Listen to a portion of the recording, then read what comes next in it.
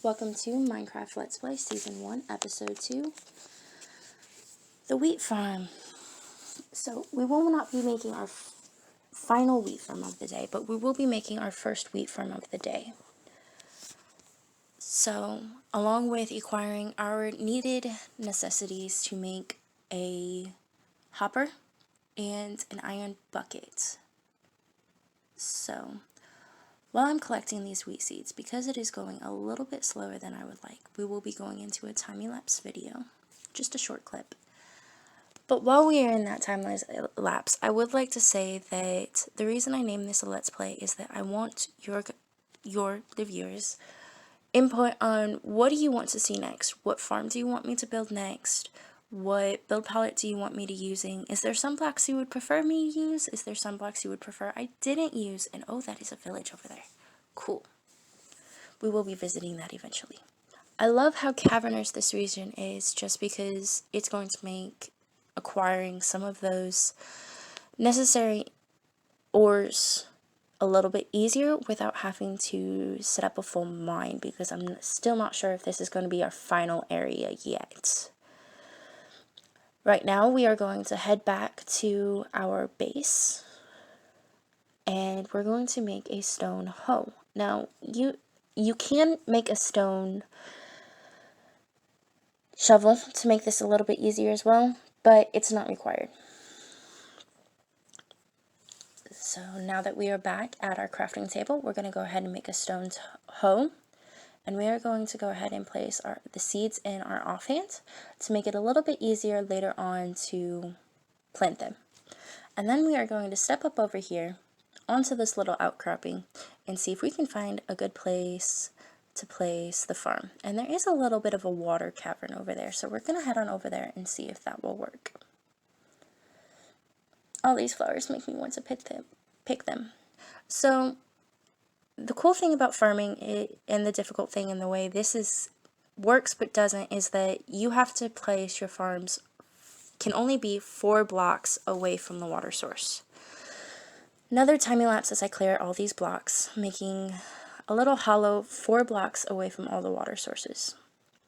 Once this is all done, I'm going to pull the blocks out in forks, place new dirt blocks out in forks into the water. Because a little known farm mechanic is that bees help your farms grow. We obviously don't have bees to help our plants grow, but also staggering the rows of plants will help. So if I had a second crop, I'd fill these back in and stagger it with a different crop, but as we only have wheat seeds, I'm going to pull them out a little bit so that we still get that staggering effect that will make the crops grow a touch faster, rather than, and it will still give us the same amount of crops. It's just going to give us that. It'll just help it grow just a little bit faster. And we did just get our advancement, a city place. Awesome! By setting our seeds in the offhand, we made it a little bit easier to plant them because we don't need that extra click. And I did just make a mistake. Oops, my bad. That's supposed to be an empty row. Let's take these out. I'm still not sure we're going to have enough seeds after all. I think I'm going to come up a little bit short. But if we do, that's okay. Once this is all done, I can come back and we can fix it. And I missed a spot.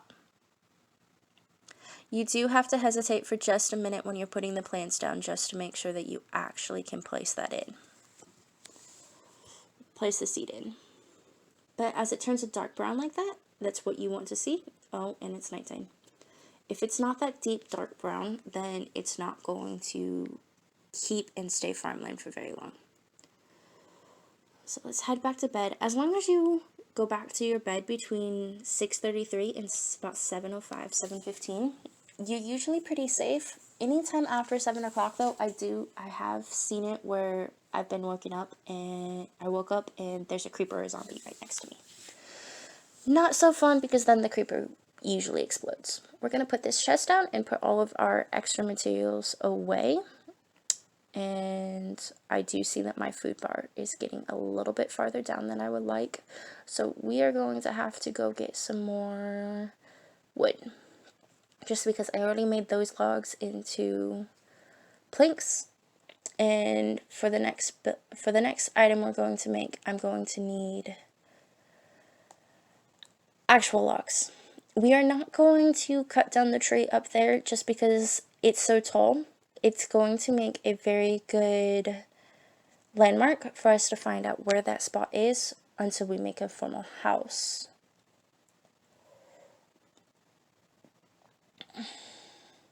One thing I would love to do while we were in this Let's Play is make an actual treehouse once we get Silk Touch to be able to gather the leaves. That, I think, would be really, really cool. But we will be doing a time-lapse while I collect all this wood again. Wow, that was fast.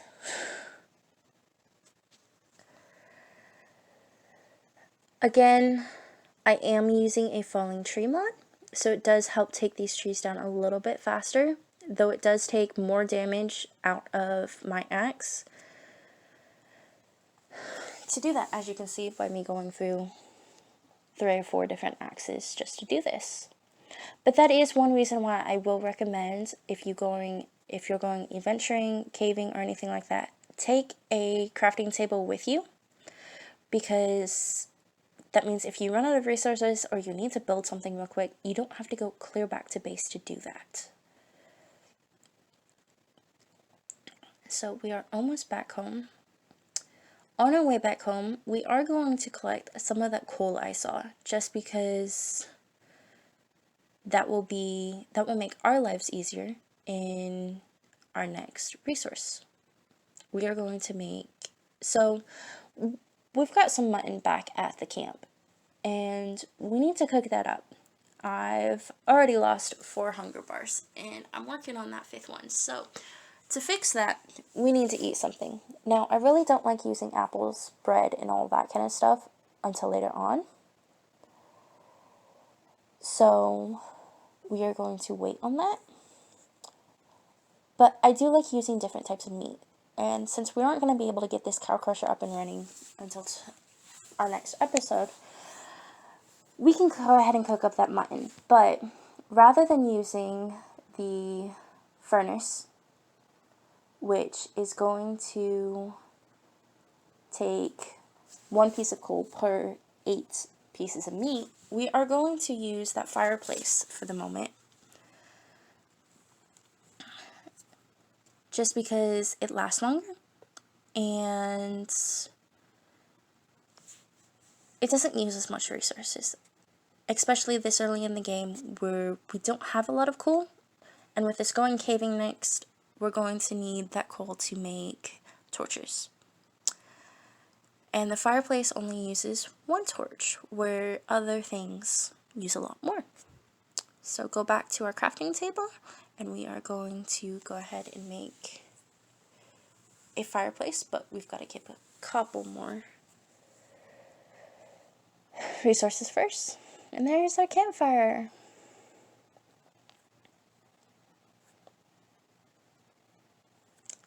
So, trying to see if we've got everything we need for our next build yet too.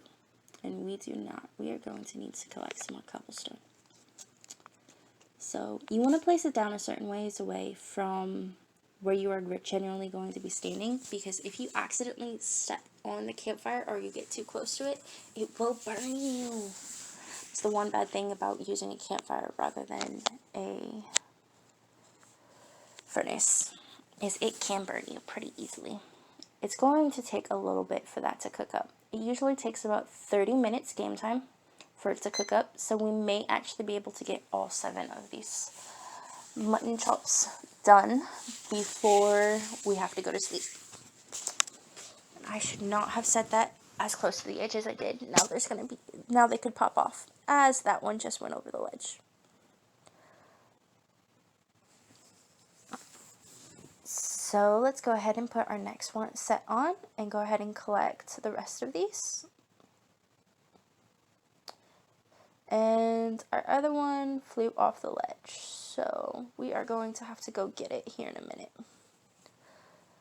Yep, it's down there. Ouch, too close. Navigate these steps. It is starting to get dark. We are going to have to sleep once we get down there. And it's going to be that ledge over there.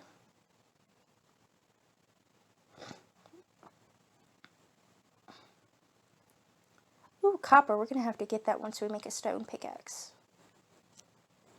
Yes, because a wooden pickaxe can get coal, but it cannot get copper or iron. You have to have a stone pickaxe for both of those. So let's go ahead and collect these other two mutton chops before we go on to sleep. And that will be day 3. So good morning, day 4. Now we're going to go find some coal. But first, we've got to make... and some iron. But first, we've got to make our stone pickaxe. So... some caving tips right off the bat. Usually I want to go into a cave with a water bucket, a full set of iron armor, and a crafting table, torches, a stack, at least a half a stack of wood, usually about half a stack of coal, and half a stack of cobblestone, along with whatever ore I will be using. Whether that be iron ore, diamonds, or stone in this case. And I've got a very specific way I usually set up my hotbar, just to make things easier. But as I don't have all of the extra necessities yet, we won't be using them. Now that I have all of the cobblestone in my inventory, we are going to definitely need some more cobblestone. 23 this early in the game is kind of light. But go ahead and put those torches in the offhand. Oh, I didn't realize I still had oak saplings. We're going to have to put that away. And pick up that other stack of dirt. So, go back over to this crafting table. We're going to do a stone pickaxe, and we are going to do a stone axe, in case we run into any zombies or anything like that. I don't make a sword until I've got iron, just because the difference between a stone axe and a stone sword in attacking zombies or a skeleton isn't really that much different. So I don't really see a point. And there is a zombie that's dying. That is one reason I love the health bars. You can see exactly how much health they still have left.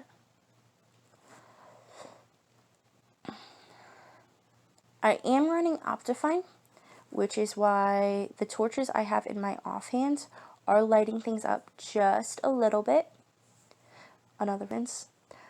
Now, if you look at the target block section over here, you're going to see this is Minecraft iron ore, but then you're also going to see hashtag Minecraft needs stone tool. Just means that if you pick this up with anything less than a stone tool, you're not going to get anything. So, we are not going to go down there at the moment. We're going to finish cleaning out up here first.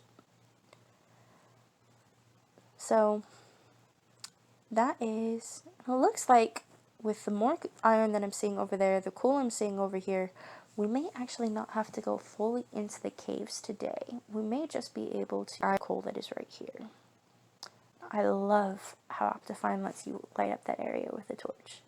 It is so cool. It certainly helps.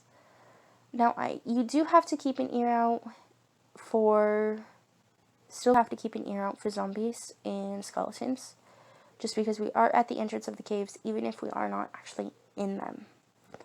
I have, even with the map engaged, turned around a couple of times and there's been a zombie right behind me, or even a creeper. So, with us already having 16 iron, we are going to go down into the caves. I'm going to wrap things up. Go ahead and take that extra iron too. So, we are going to walk away with a ton of coal. Eventually, I stopped collecting the coal just because you get too much, but it's nice building up that stash of coal and the beginning just because it is so useful. And until I set up an iron farm, you have to use it to smelt almost everything, including iron. So it's a really valuable resource until late game when you start having an excess of a lot of those ores. So we are headed back to base, and that is going to be, we are going to craft up a furnace real quick and go ahead and put our 16 iron ore after we eat something, because that health bar was getting a little too dangerous. A reminder, I am on hard difficulty, so I can die if I don't eat. It is an interesting mechanic that they added to the hard and hardcore difficulty modes. You can't actually die from starvation. So while this is smelting up, I'm going to say goodbye. And remember to like, subscribe, and leave a comment in the comment section below on everything you want me to do in the next couple of episodes. Thank you, and have a great day.